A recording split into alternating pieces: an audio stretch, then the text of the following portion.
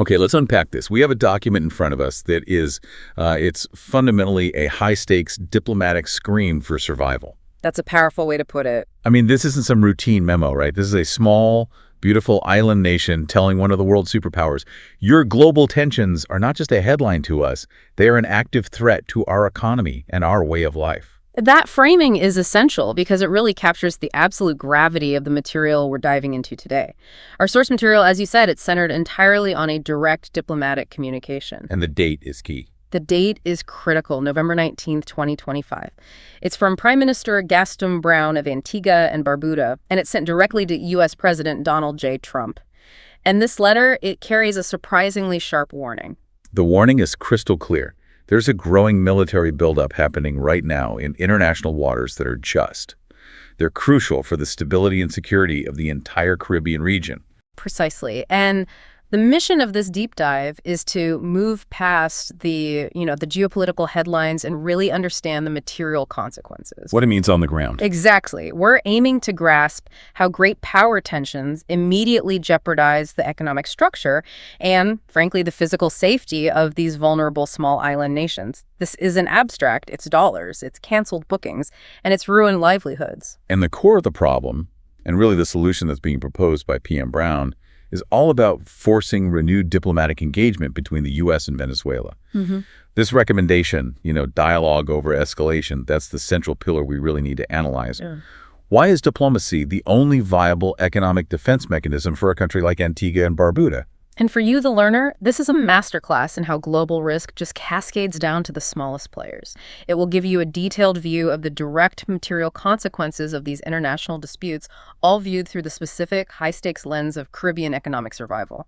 It really shows that instability, far from your capital city, can impose a higher cost than, a direct conflict right on your doorstep. A much higher cost in some ways. So let's start with the context of this urgent call.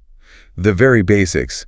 Who was talking to whom? And I guess, why did they bypass all the standard diplomatic niceties?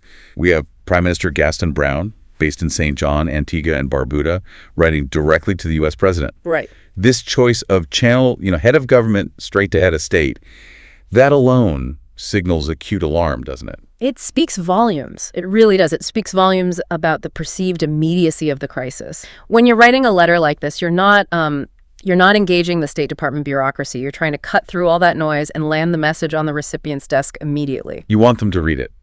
Personally. You want them to read it. The Prime Minister is communicating, we cannot afford the luxury of waiting for standard procedures. This is happening now.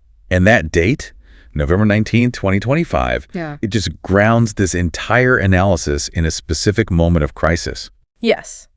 That date anchors the discussion to a very, very acute point in time. We know that tensions related to Venezuela's internal politics and its relationship with the U.S., they were really reaching a flashpoint around then. So this wasn't just a, hey, we're a little concerned kind of letter. Not at all. This wasn't a proactive, preventative letter written months in advance. It was a crisis response. It means the threat assessment by the Antiguan government had moved from, potential risk to imminent danger. They saw something on the horizon that scared them. And the nature of that threat is fascinatingly specific. It's not an internal Caribbean conflict. The source clearly identifies the concern as a growing military buildup. And that wording is so important. It implies high-value assets, doesn't it? And the close proximity of external powers. I mean, the U.S. and Venezuela are pretty much the only ones capable of fielding assets in a way that would generate this specific level of concern. You're absolutely right. And the geography of the buildup is where the small state's dilemma truly crystallizes. The letter says it's in international waters, but waters that are explicitly shared by Caribbean states. Let's maybe unpack that paradox for a moment. Yeah, that seems like a contradiction. Why can't Antigua and Barbuda, as a sovereign nation, just enforce an exclusion zone or, register a more powerful military complaint? Because the rule of law regarding international waters, or the high seas, it dictates freedom of navigation and overflight for all states. That's a core tenet of maritime law, and that's especially true for military assets. So anyone can sail their warships there, legally? Essentially, yes. And as small states, their capacity to project any kind of naval power is, well, it's minimal, if not zero. They rely almost entirely on international conventions and, as we'll get into, their regional identity as a zone of peace. So when major naval powers, like the U.S. Navy or, the Venezuelan Armed Forces, when they choose to conduct operations or exercises or just posturing in these shared international waters, they're fully within their legal rights. They are, and that's the trap. So the small island states are just caught in this geopolitical vice. They can't legally prevent the activity because it's in international waters, but the activity is happening right next door, making the security and the economic implications for them immediate and unavoidable. It is a profound vulnerability, a really profound one. International law provides no physical shield against the economic fallout of proximity to tension. So if U.S. aircraft carrier group is operating exercises, or maybe if Venezuelan patrols increase aggressively just outside that 12 nautical mile territorial limit. Even if it's just outside that limit, that activity directly threatens the flight paths, the shipping lanes, and, most importantly, the perception of safety for the Caribbean nations. And they have no legal recourse to stop it. So the discomfort, then, it's purely existential. It's a threat that is legal but completely devastating. Devastating, that's the word. And that must be why the letter pivots so quickly away from confrontation, which they know they can't win, to a proactive solution, calling for renewed diplomatic engagement between the U.S. and Venezuela. This is a highly pragmatic political maneuver. It has to be.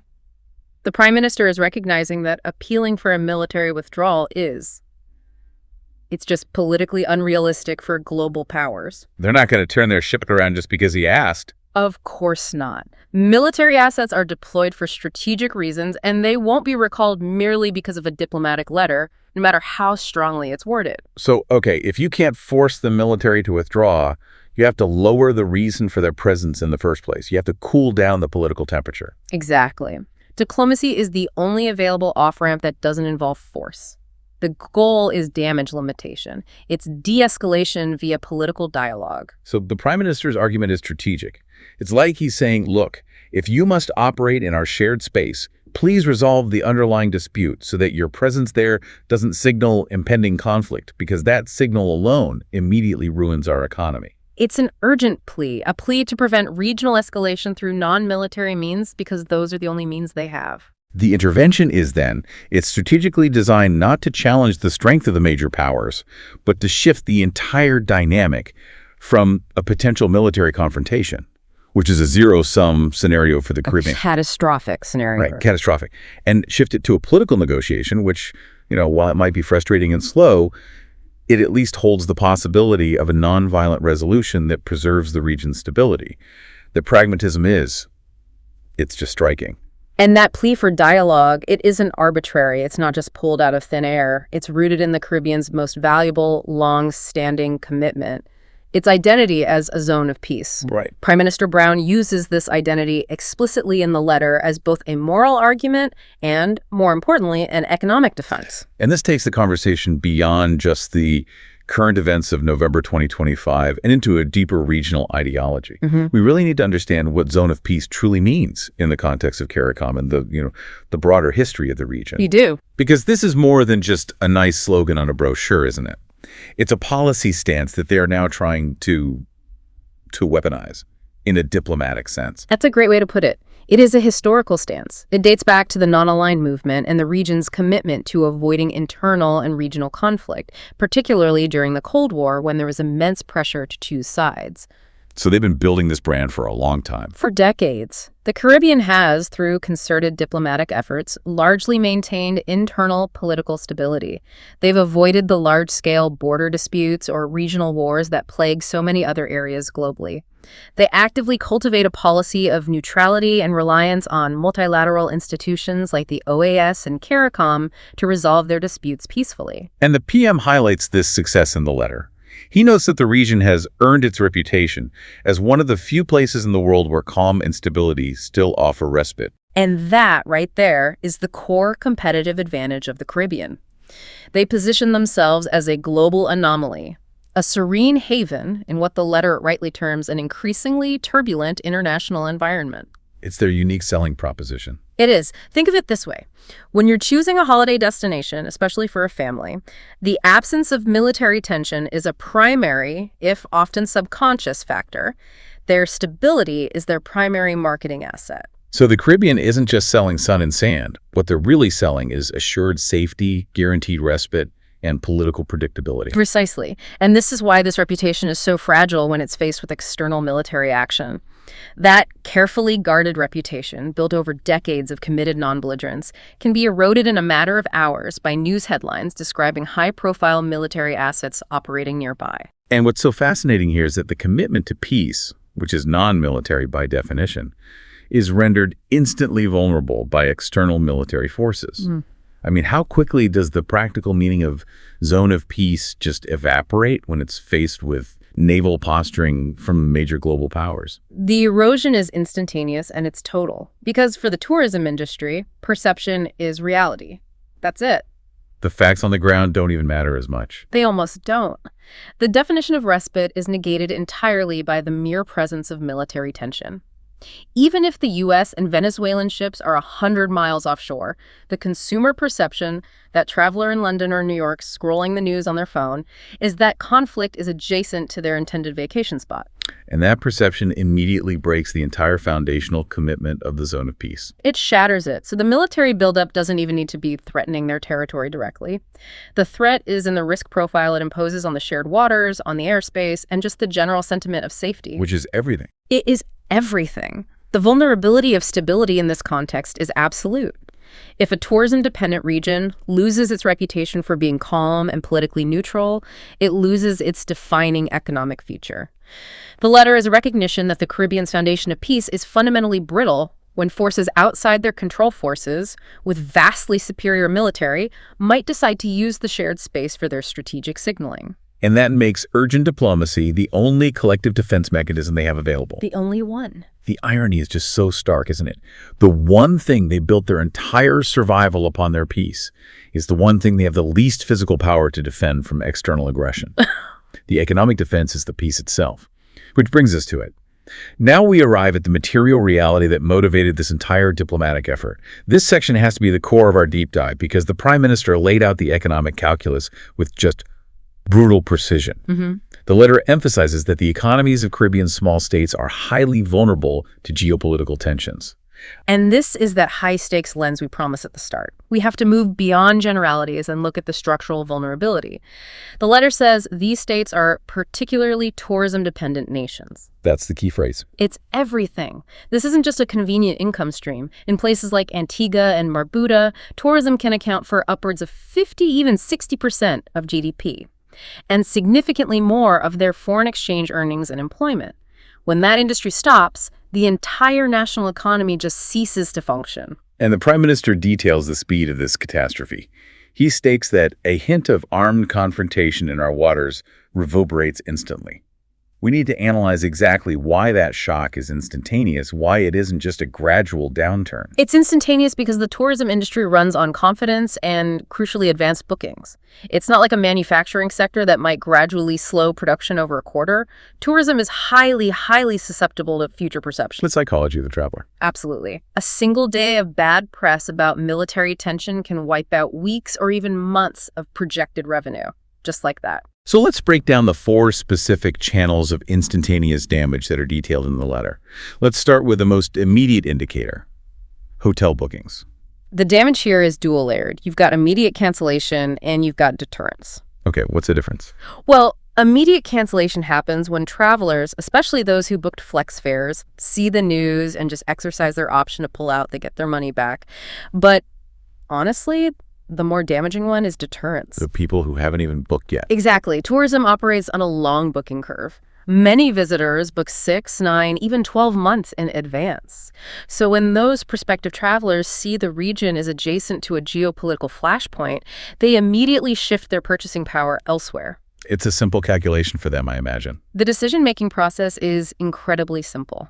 Why take a chance on this destination when there are literally thousands of other perfectly safe destinations to choose from? And so this ruins not just today's revenue, but next year's projections. And that immediately impacts credit lines, staffing decisions, everything. And I assume that impact is amplified for specialized segments, like convention travel or big group travel. Oh, absolutely. A major corporate group or a huge wedding party isn't going to risk booking hundreds of rooms if there's even a whisper of perceived instability. It's too much liability for them. Way too much.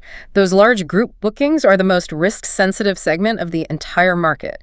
If a high-stakes meeting or a multi-million-dollar cruise line itinerary is planned, any increase in geopolitical tension triggers immediate internal risk assessment reviews.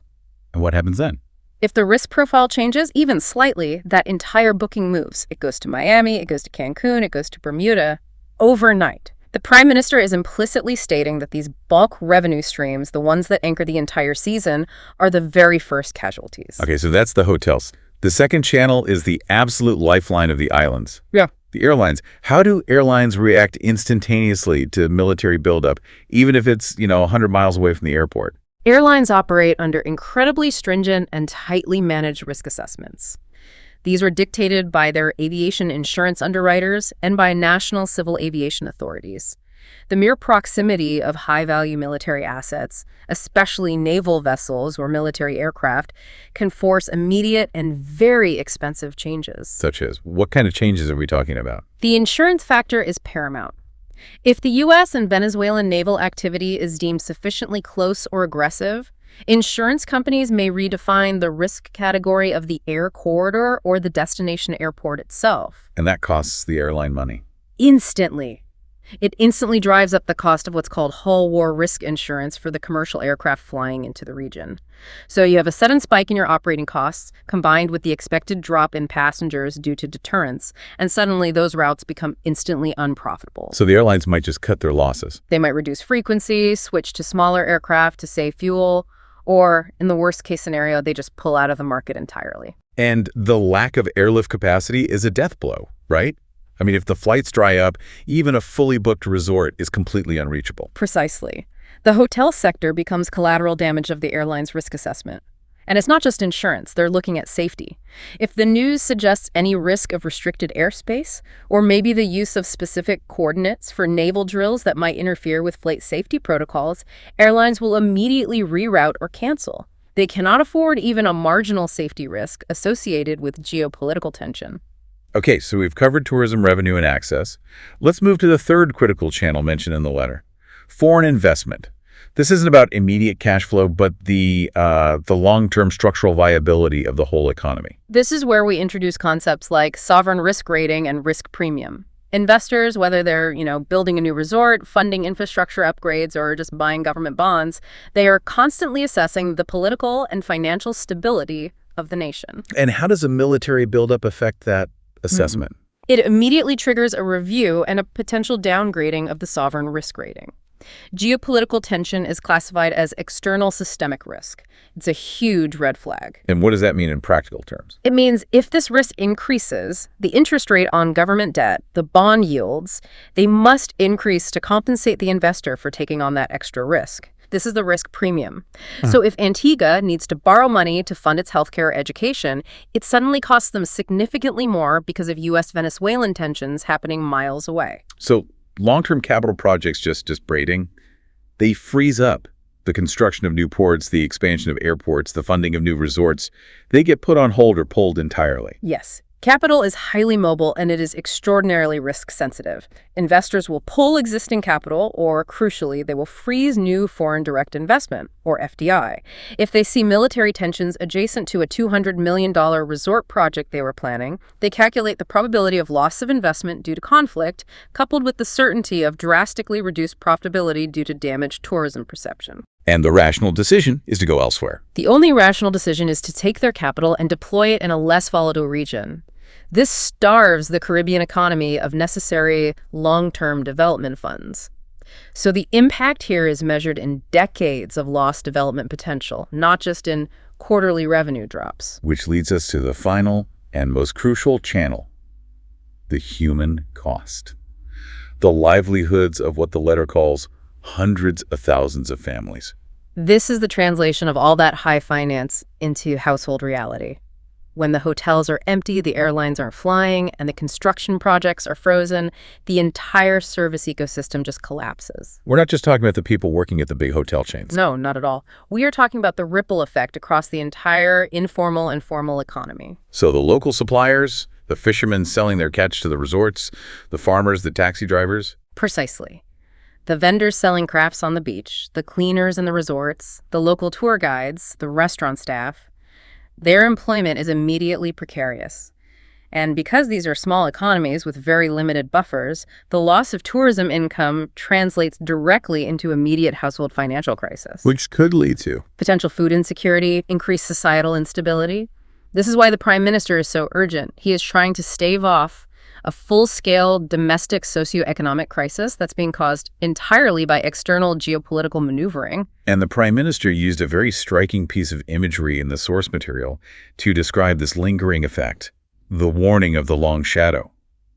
Military action near Caribbean shores, he warned, could cast a long shadow over an industry central to regional development. The long shadow is perhaps the most devastating economic concept in the entire letter. Yep. It's the prolonged effect of risk perception, even after the physical threat has seemingly subsided. So even if the U.S. and Venezuela resolved their differences tomorrow and all the ships sailed away, the shadow would remain. The shadow would absolutely remain. Why?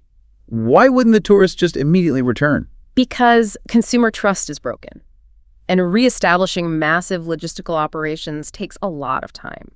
An airline that diverted routes or canceled flights needs months to renegotiate airport slots, reallocate aircraft, and rebuild confidence in that market.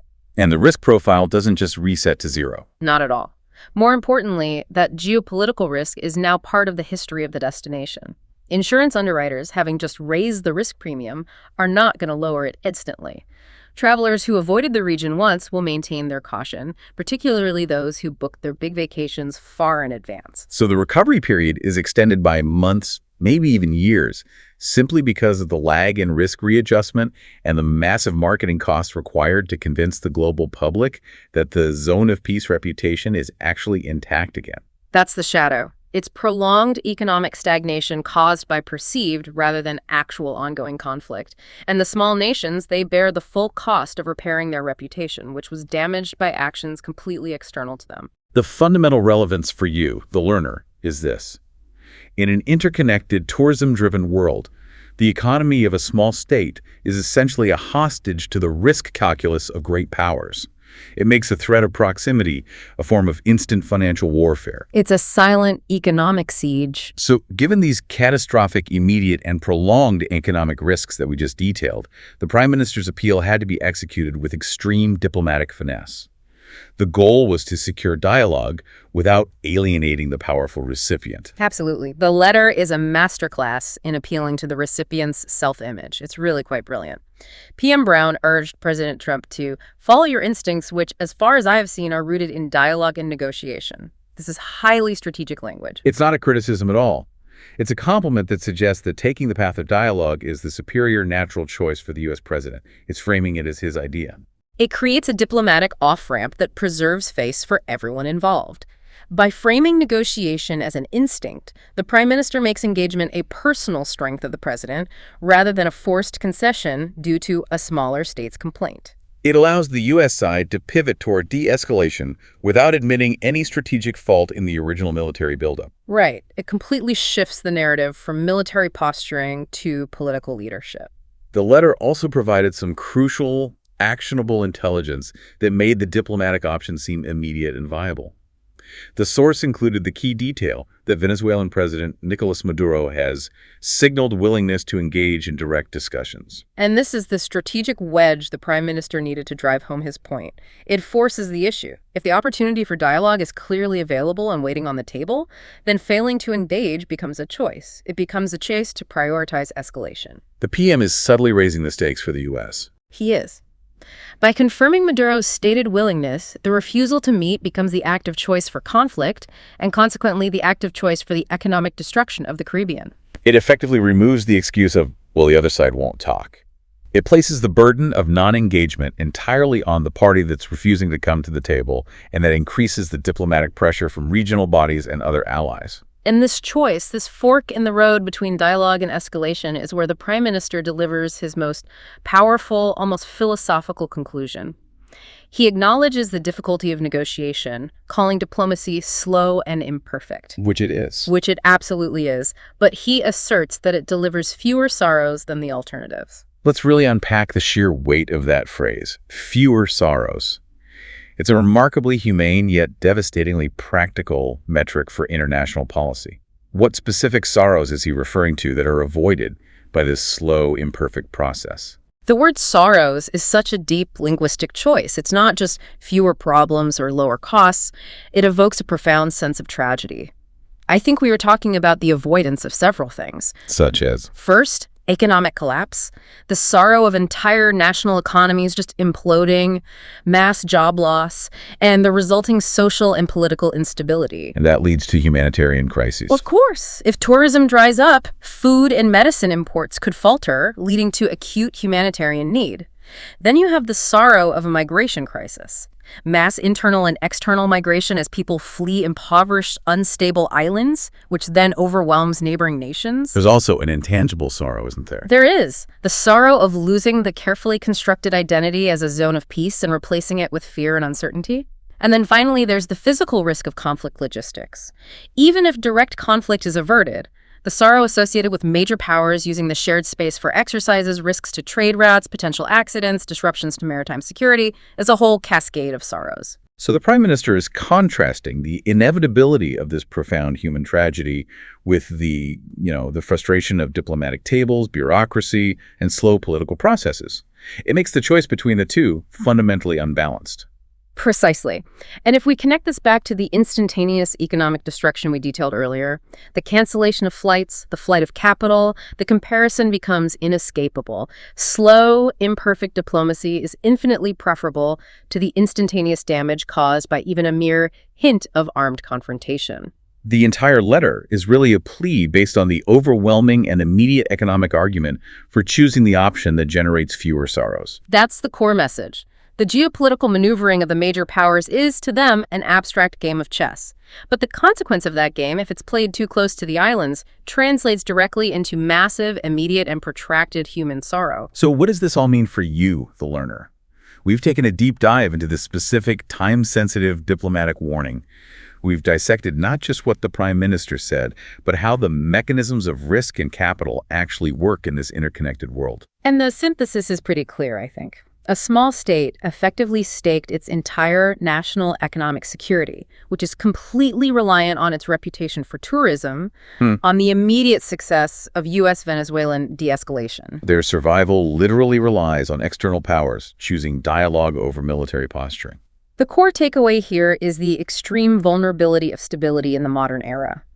The source material demonstrates that geopolitical tensions, even when they're contained to international waters, have immediate, potentially catastrophic economic effects on small, tourism-dependent nations. And that makes their regional peace mission not some moral choice, but a critical imperative for survival. It's pure survival. The stability they spend decades building is destroyed by external risk perception in a matter of hours. And Prime Minister Browne laid out the mechanics of that damage with striking clarity.